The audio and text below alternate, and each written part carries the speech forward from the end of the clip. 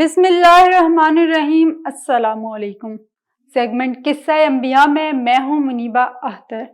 آج ہم سیگمنٹ قصہ انبیاء میں بات کریں گے حضرت زکریا علیہ السلام کی اور ان کی دعا قبول ہونے کے بارے میں۔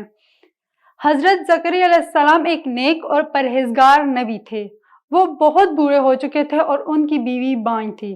انہوں نے اللہ سے دعا کی کہ انہیں اولاد عطا فرمائے۔ اللہ تعالیٰ نے ان کی دعا قبول کی اور انہیں ایک بیٹا عطا کیا۔ اس بیٹے کا نام یحییٰ رکھا گیا۔ یحییٰ بھی ایک نبی تھے۔ حضرت زکریا علیہ السلام کا واقعہ قرآن مجید میں سورہ مریم میں بیان کیا گیا۔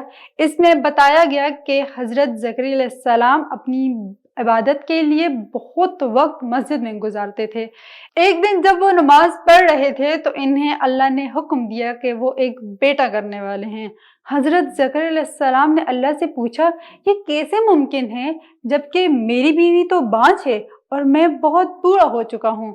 اللہ تعالیٰ نے فرمایا کہ میں ہر چیز پر قادر ہوں۔ حضرت زکریا علیہ السلام نے اللہ سے دعا کی کہ مجھے کوئی ایک نشانی دے جس سے میں یقین کر سکوں۔ اللہ تعالیٰ نے فرمایا کہ تیرا بیٹا تیرے لیے نشانی ہوگا۔ جب حضرت زکریا علیہ السلام نے بیٹے کی پیدائش کا اعلان کیا تو لوگ ان پر حیران ہوئے اور انہیں کافر کہنے لگے۔ حضرت زکریا علیہ السلام نے اللہ سے دعا کی کہ ان لوگوں کو سیدھا رستہ دکھایا جائے، اور پھر حضرت زکریا علیہ السلام کے ہاں حضرت یحییٰ علیہ السلام کی پیدائش ہوئی۔